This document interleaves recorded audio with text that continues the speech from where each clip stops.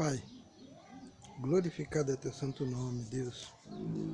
Eu saúdo todos os que acessaram este vídeo com a paz do nosso Senhor Jesus Cristo. Vamos refletir um pouco sobre a Bíblia, irmãos. Sobre a palavra de Deus. Livro de Isaías, capítulo 58, versículo 4. Eis que para contendas e debates jejuais, e para dar despunhadas impiamente, não jejueis como hoje para fazer ouvir a vossa voz no alto. Seria este o jejum que eu escolheria? Que o homem um dia aflige a sua alma, que incline a sua cabeça como um junco, e estenda debaixo de si saco e cinza? Estenda debaixo de si saco e cinza? Chamarias tu isso jejum, dia aprazível ao Senhor? Veja, irmãos,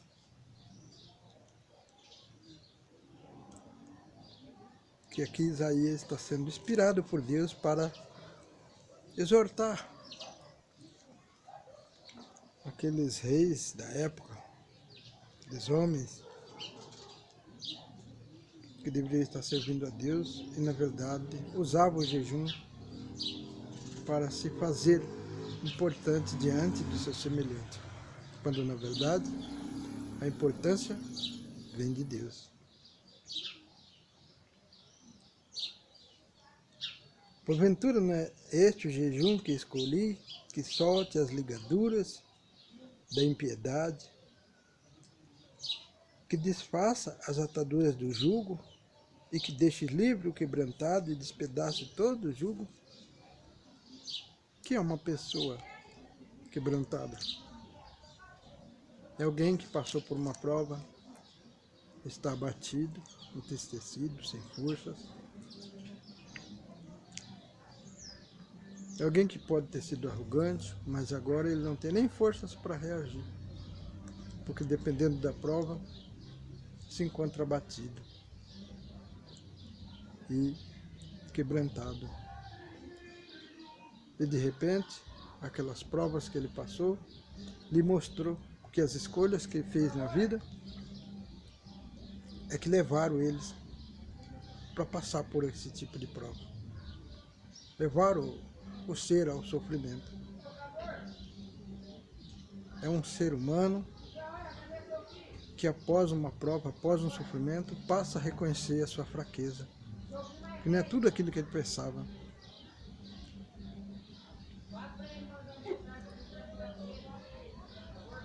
Porventura não é também que repartas o teu pão com faminto e recolhas em casa os pobres desterrados, e vendo nu o cubras e te esconda da tua carne? E te esconda da tua carne? Veja que lá em Isaías, isso aqui é mandamento, não é lei de Moisés. As leis é olho por dente, olho por olho, dente por dente. Se você mata, rouba um boi, você tem que pagar, senão você paga com a própria vida. Se você fere alguém, tem que ser ferido. Era olho por olho, dente por dente. Não havia perdão entre os homens. Por isso Deus estabeleceu a lei de Moisés. Mas desde aqueles tempos já existia os mandamentos de Deus que são eternos no Antigo Testamento. E Deus aqui está, através de Isaías, o próprio Cristo orientando Isaías a informar aquele povo que eles precisariam ser misericordiosos, que eles precisariam ser caridosos, repartir o pão ao faminto, que recolha em casa os pobres e desterrados, e vendo nu o cubras, e não te esconda da tua carne.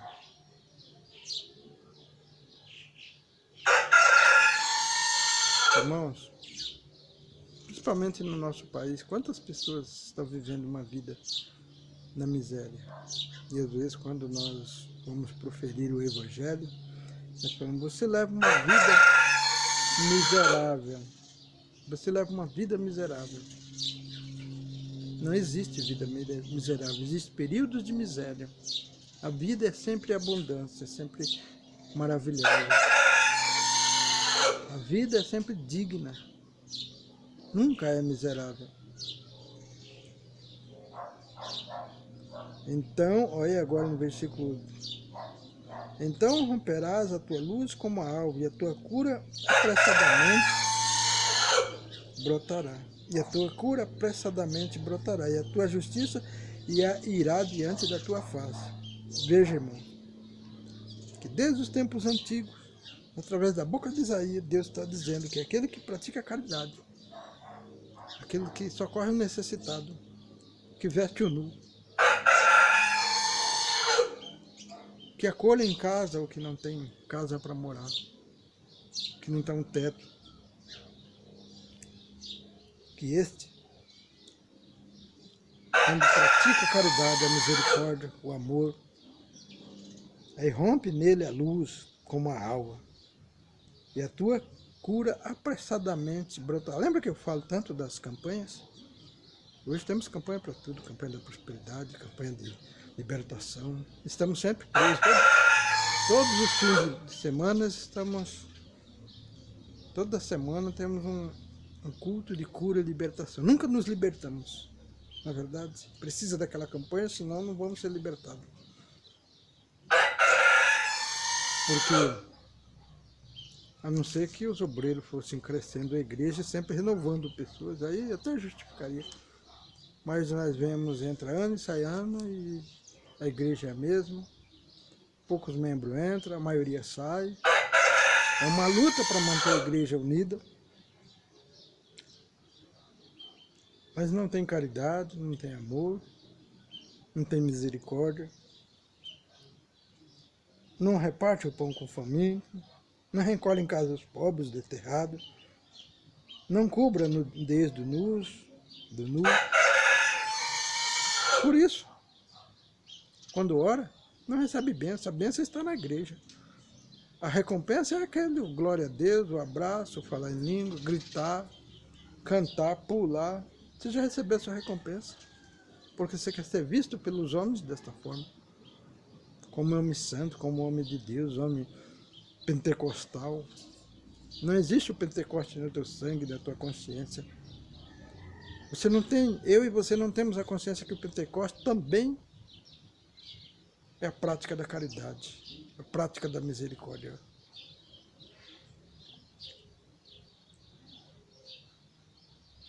Então romperá a tua luz como a alva, e a tua cura apressadamente brotará, e a tua justiça irá diante da tua face. Veja, meu irmão, que para ser justo nós precisamos fazer misericórdia, fazer caridade, ser misericordioso. Nos preocupar com o mais necessitado, com o desfavorecido. Não é me preocupar só para falar, não. É colocar em prática os meus recursos, colocar à disposição. É socorrer o necessitado. E então romperá a tua luz como a alva, e a tua cura apressadamente brotará, e a tua justiça irá diante de tua face, e a glória do Senhor será a tua retaguarda. Por isso não adianta fazermos campanha todas as semanas, todos os dias, todos os meses, o ano inteiro, clamar, jejuar, nada disso vai ter valor nenhum. Porque só falamos, mas não praticamos. Por isso que as pregações estão sempre pregando na segunda pessoa. Você precisa orar, você precisa jejuar, você precisa ser fiel a Deus, você precisa estar na presença de Deus, você não cumpre com aliás, com a promessa na presença de Deus, até se esquece de dizer isso, porque na verdade nenhum de nós cumprimos. Porque se cumpríssemos, as nossas orações seriam válidas, né? Mas já estamos tão cegos na arrogância, no domínio das pessoas, ser dominadores, que acabamos sendo superficiais até nas pregações. Versículo 9. Então clamarás ao Senhor, clamarás e o Senhor te responderá. Gritará e ele dirá, eis-me aqui. Veja que você, quando grita a Deus, ele diz, eis-me aqui. Porque ele está vendo o filho que pratica a obra dele, está vendo o filho que se preocupa em mostrar as obras de Deus. Quais as obras de Deus? Caridade, amor, misericórdia, bondade, paciência, sabedoria, sinceridade. Ser por fora o que é dentro. Não se preocupe se as pessoas vão ver os teus erros. Sinceridade é isso. É não nos esconder de ninguém. É confiar no que pregamos. Confiar na palavra de Deus. Porque quando pregamos, precisamos viver. E se vivemos, precisamos confiar em Deus. Quando eu e você oramos por alguém que necessita da nossa oração, precisamos confiar nele. E para isso, precisamos ter a fé realizante. Qual é a fé realizante? É a fé com as obras.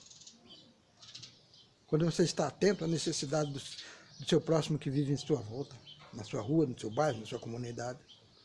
Quando você reparte o teu pão, quando você tem recursos em abundância, é aquela roupa que você não usa, que você dá para o seu vizinho, para o seu amigo, para o seu irmão. É quando você observa que o sapato dele já não está tão próprio para ser usado. Você tem um lá que é bom, e você reparte, divide. Você quer ver seu irmão confortável. Então você está praticando a obra de Deus, eu e você. Nossa fé está sendo realizante. Nós falamos e praticamos. As bênçãos estão sendo praticadas através das nossas ações. A obra e a fé caminhando junto. Aí sim, quando você clamar e eu clamar, Deus responderá. E quando gritar, Deus dirá, eis-me aqui. Versículo 9 do capítulo 58 do livro de Isaías. Se tirares do meio de ti o jugo, o estender de dedo e o falar vaidade. Veja, irmãos, os pregadores das nossas gerações. Eles falam com tanta autoridade diante do irmão. Você vê um garoto que deve muito respeito, quando ele pega o microfone, ele começa a falar e igualar todo mundo no nível de pecadores, de pessoas errantes, de pessoas culpadas, mas ele se coloca como santo acima de todos. As pregações são direcionadas nesse termo, sempre colocando na segunda pessoa. Ele nunca se inclui entre os que precisam se corrigir, entre os que precisam crescer em espírito e verdade, entre os que precisam crescer no amor. Porque está sendo ensinado assim.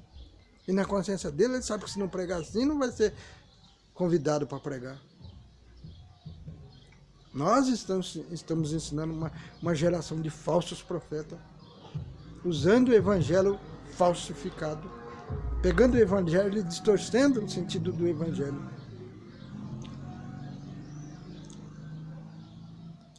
Versículo 10, livro de Isaías, capítulo 58. E se abris a tua alma ao faminto e fartares a alma aflita, então a tua luz nascerá nas trevas, e a tua escuridão será como um meio-dia. Olha, a tua escuridão será como um meio-dia. As tuas falhas já não serão falhas que vão incomodar o seu irmão. Serão falhas espirituais que terão benefícios. Alguém pode observar, mas vai perceber que observando as tuas falhas, ele vai tirar lições. Porque ele vai falar, mas ele cresceu até aqui. Falta isso na vida dele, falta ele aprimorar mais um pouquinho. O sábio vai perceber isso. E o tolo, o ignorante, aquele que ignora a palavra, que não tem conhecimento, discernimento, vai se sentir bem ao lado, porque não vai ver juízo, julgo. Vai ver alguém compartilhando o que de graça recebeu. E de graça vai estar dando. Porque não será só palavras da boca, usando o evangelho para se sentir autoridade sobre a igreja, sobre os membros da igreja, sobre os irmãos. Se fazer autoridade importante diante. Por isso você já recebeu as tuas bênçãos, já recebeu a tua graça. Mas quando nós, eu e você, nos colocamos com humildade e sabemos que, apesar da palavra nos dar autoridade, nós também somos pecadores errantes e precisamos nos corrigir. Precisamos crescer. Aí vamos ver que o nosso irmão, na presença de Deus, ele é igual a mim, igual a você. Não importa se eu sou um pregador, não importa se eu sou um diácono, um cooperador, um presbítero, um evangelista, um pastor. Não importa nada disso. Um bispo. Não importa nada disso. Sabe por quê, meu irmão? Um pastor presidente. Porque são só títulos dos homens. Mas a palavra que sai da sua boca vem com amor, doce como mel. Assim como João Evangelista recebeu na ilha de Patmos, aos 90 anos, sendo aprisionado por causa da palavra de Deus. Mas Jesus o convidou a comer o livro, o livrinho da palavra de Deus. Às vezes pregar com amor, com sinceridade, com humildade, sofremos as consequências daqueles que são afoitos, daqueles que não temem Deus. Sofremos. Mas é preciso dar o testemunho. Não foi assim que Jesus fez? Jesus pregava com veemência para os arrogantes, os prepotentes, os líderes evangélicos, que estavam na qualidade de autoridade e usava essa qualidade de autoridade para intimidar os fiéis, para oprimir. Oprimir, irmão, não é só apontar o dedo e ficar pondo em disciplina e esfregando na cara o erro alheio, não. Também é usar a palavra para se fazer autoridade na vida dos outros. Quando você coloca na segunda palavra, você, como eu acabei de fazer agora há pouco, você faz isso, você faz aquilo, você, e eu me excluo que eu também posso ser um pecador, porque eu nasci do pecado. Quando nós vemos o você num culto inteiro, o pregador já não se coloca como pecador, ele se coloca como santo. Ele se esquece que está sendo observado. E as falhas dele vão aparecer, porque ele fala demais. Ilustra a palavra. Lê a palavra e começa a contar a história do discípulo, do apóstolo, do rei, do juiz. Não, porque ele teve fé, porque aquele homem foi assim, porque esse e aquilo. Porque esse estava ali andando com fome, com sede, andou de Jerusalém a Cafarnaum, não sei quantos quilômetros, fala a geografia, não andava de burro, andava de pé, com chinelo de couro. Quando você conta toda essa história, irmão, você está fazendo geografia, está contando história. A palavra não te manda, nem a mim, nem a você fazer isso. Nós precisamos observar a palavra e revelar como ela é. Se quisermos contar uma história, contar a história dos discípulos, dos apóstolos, dos profetas, aí sim podemos pegar um dia, convidar a igreja, aqueles que desejarem ir lá, aprender sobre a história deles, sobre a vida deles. Mas o evangelho precisa ser pregado com excelência, com originalidade, como ele é. Se abrir a tua alma ao faminto e fartar a alma aflita, então a tua luz nascerá nas trevas, sem nenhuma campanha. Por mais que estivermos no meio de pessoas corruptas, de pessoas desrespeitosas, de pessoas que não temem a Deus, a nossa luz vai brilhar. Porque aí sim seremos diferentes. Vamos agir de forma diferente. Nosso proceder será com amor. A princípio, aqueles que me ouvir pregar, vai dizer, esse é um tolo. Quer ser humilde demais. Não seja humilde demais. Mas quando ele vai convivendo e vai vendo que a sua humildade também está nas suas ações, nas suas atitudes, no seu amor, na sua compreensão, na sua paciência. Mas quando ele é convocado a reagir, a ser veemente, ele também vai ser. Aqueles que o observar vai perceber isso. E vai ver que vale a pena ser humilde. Porque a autoridade da veemência, da repreensão, não sai dos humildes. Quando se faz necessário, ela aparece. A coragem, porque o humilde não é covarde. O humilde enfrenta a cadeia. Está sendo acusado? Então vou lá responder. Mas se ele não deve, ele vai mesmo assim. Porque ele confia primeiro em Deus, porque ele é humilde. Ele serve a Deus, ele é justo. Ele sabe que Deus é justo. Que se ele estiver sendo injustiçado, a justiça vai ter que aparecer um dia. E se não for, ele enfrenta como prova. Se resigna e espera em Deus. Já o covarde não, fala de Deus, exige das pessoas. Mas na hora que ele é convocado a prestar conta dos seus atos, das suas atitudes, ele foge e começa a exigir direitos, enquanto o que foi perseguido por ele não tem direito algum. Mas quando ele é preso, aí ele exige comida boa, cama boa, porque exige direitos humanos, aí ele lembra dos direitos humanos. A covardia bate. Os que andam na treva é assim, eles falam bonito, têm o conhecimento da palavra, exige que os outros façam aquilo que ele deveria fazer, mas ele mesmo nem por um segundo se esforça para praticar o que ele prega. Por isso a fé é morta. Não tem fé realizante. As atitudes são para exigir dos outros, mas de si mesmo não há exigência, não há crescimento, não há evolução.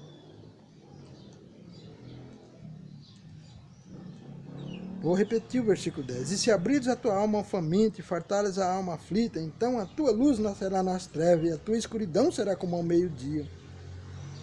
E o Senhor te guiará continuamente e fartará a tua alma em lugares secos e fortificará teus ossos e será um jardim regado como um manancial cujas águas nunca faltam. Vou repetir de novo, temos um presidente hoje no Brasil que para os prudentes sabemos que ele provou a inocente, sabemos que ele é justo. Não aceitamos mais acusação com ele porque ele enfrentou os seus algozes e provou sua inocência. Lugares secos. Todos acusavam, até mesmo os que acreditou nele um dia, até mesmo os que votou nele, depositou nele uma confiança um dia.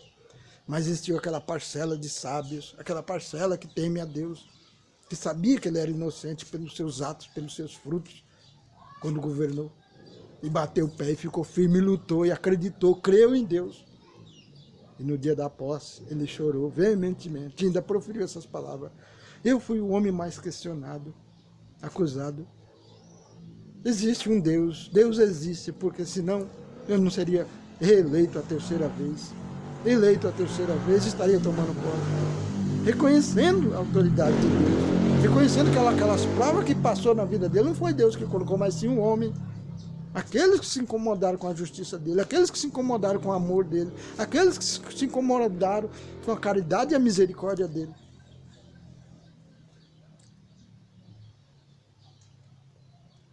Temos um líder hoje que podemos nos espelhar por ele. Não é da minha religião, não é da mesma fé, não desceu as águas igual eu, não ceia como eu todos os meses, que agora até estou meio afastado. Quando ceia só come o pão, não toma o vinho, porque os padres poucas vezes usam desse costume. Mas olha dentro da alma dele a sinceridade, a prudência, o amor. Isso não sai das pessoas por causa da religião, dos grupos que ele congrega. Isso cresce com o ser humano quando ele teme a Deus, quando ele se preocupa em servir a Deus, quando ele olha para o seu próximo como um semelhante a ele e igual a ele perante a Deus. Quando ele vê o valor do seu próximo, dependendo da qualidade de vida que leva, da posição social, ou se tem posição ou se não tem nenhuma. Ele vê aquela alma com valor, valor de ser criado por Deus.